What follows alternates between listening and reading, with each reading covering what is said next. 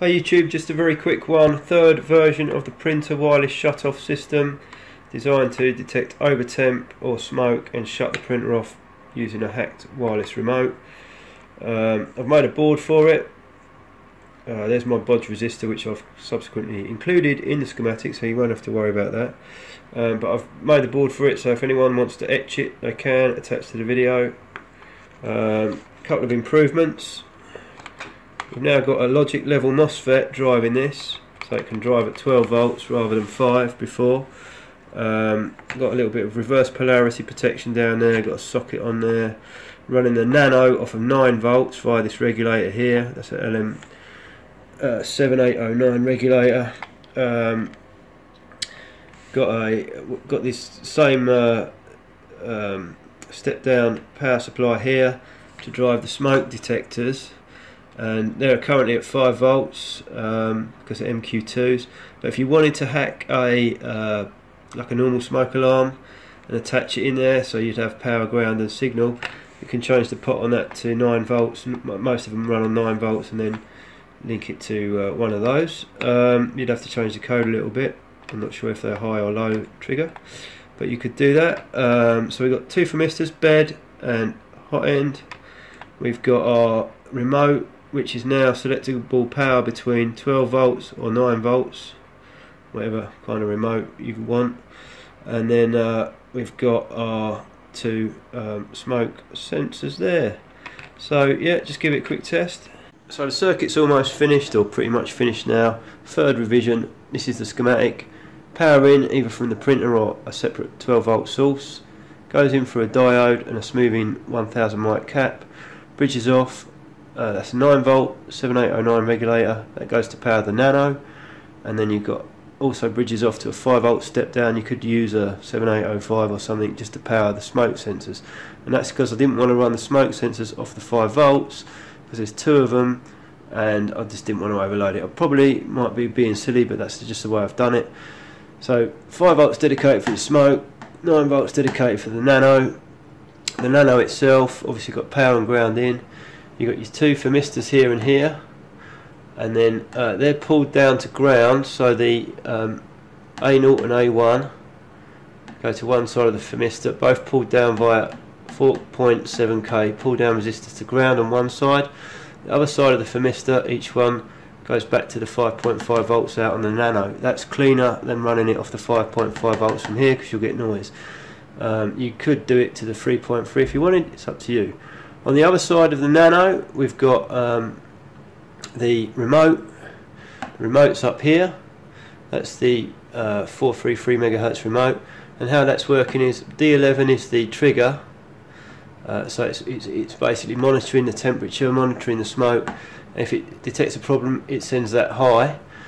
Previously, that was running on 5 volts, and it does work, but I wanted to run it on 12. So what I've done is I've run the output out to the gate of a logic level MOSFET here. That gate is pulled down to ground via a 1k pull down resistor, so it doesn't float.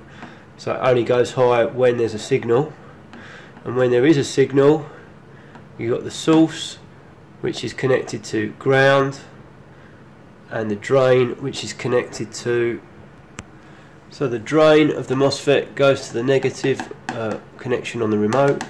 There's nothing on the power connection on the remote, but the signal side of the remote goes to 12 volts. And what I've done here is I put a jumper on it. Because I'm running this on 9 volts, I've just made a jumper so you can either run the remote off 12 volts or 9 volts. So basically, MOSFET gate comes in to the MOSFET, it's pulled down to ground by a 1k resistor, the source of the MOSFET's on ground, and the drain goes up to the negative of the remote, and the signal of the remote then carries on and goes to VCC, which is the 12 volts or the 9 volts. For the nano, when it does detect a problem, D7 is the buzzer. I've just put a 100 ohm resistor on there because I don't like putting the buzzer straight on the pin. It'd be better to use a transistor, but anyway. So when it does detect a problem, it sends that pin high, that sends the buzzer, obviously that goes back to ground. And that's pretty much it. You've got no LED screen here. This is 128 by 32. You could use anything you like. That's powered off the 3.3 volts and the ground, and then it's using A4 and A5 for SDA and SCL. So that's a quick Janet and John version of the schematic. And this is the board, big ground plane, and I've uploaded that to the video, so you can mess around with that in Eagle if you want to. This is the remote here I'm using. This is the model number of the remote I'm using. The channel needs to be set to 1 and 1. You can figure out the other codes, but I've only got one code in there at the moment.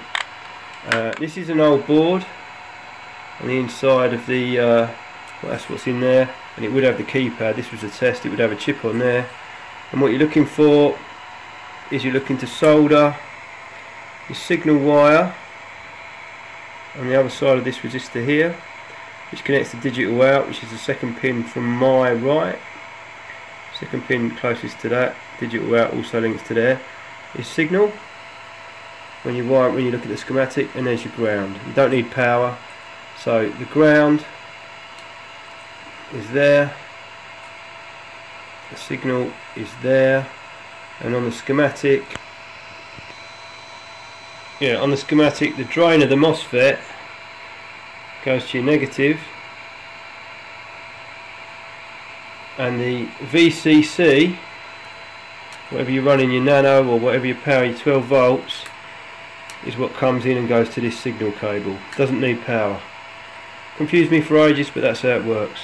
So there's the unit sitting on the inside of the frame of the Anet A8, reading the bed temp and the extruder temp and showing the limit there. There's the nano, 2 smoke sensors, the thermistors in the middle, the power there, and the buzzer at the bottom. And there's the unit sitting on the frame of the Anet A8. That's a bit over the size, but you know, I'm not an expert on building circuits, but it does work and it's not too obstructive. The remote's strapped to the back there, so it doesn't impede the Z-axis from going up and down. So that's how I've done the hot end. The white one is the monitor system, the thermistor for the monitor system, and the one you can just see underneath it, that's the original thermistor. Now my Anet A8 never had a screw. Normally the screw goes in where I put this thermistor and it pins it down onto the block, and then the thermistor goes in a little second hole there. But mine never had that, and it's fine, and I've got my cable support on there anyway helping it all. So that's what I've done. I've just poked it into that second threaded hole on the left, the furthest to the left. For the bed, I've just Captain taped it to the underside of the bed, and I've Captain taped it very well, and also given it a little bit of support on my clip there, a little bit of support on my, I don't know what you call that stuff, but that wire wrap stuff, and then it's also helped by the fact that the bed is insulated, so that's held on pretty well underneath the bed as well. So I've got the MQ2 smoke sensors working perfect now. The best way to calibrate them is to turn them on and then just turn the little pot until they trigger, and then just back it off a tiny bit. So the unit's on external power at the moment. If I plug it in, it will turn power onto the printer. There comes the printer. Printer's on. We'll just do a quick smoke test.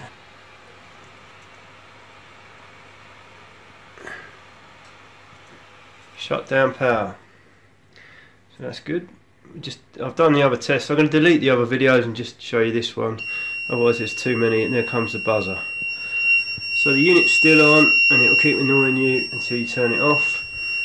And to reset it, you just got to unplug the unit and then plug it back in, and it'll start up again. So I've unplugged it. Unit's gone out because it was out when it was thrown.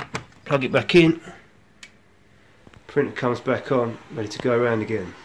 You can see we're fairly accurate. 198 and 62. 258. Not bad.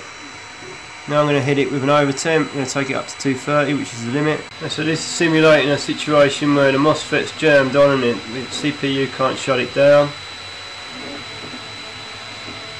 Probably going to take a while to get up to 230. So I'll come back in a sec.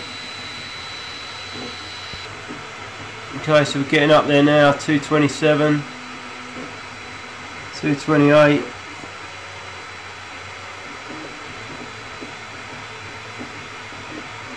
229, 230, come on, 230, shut down.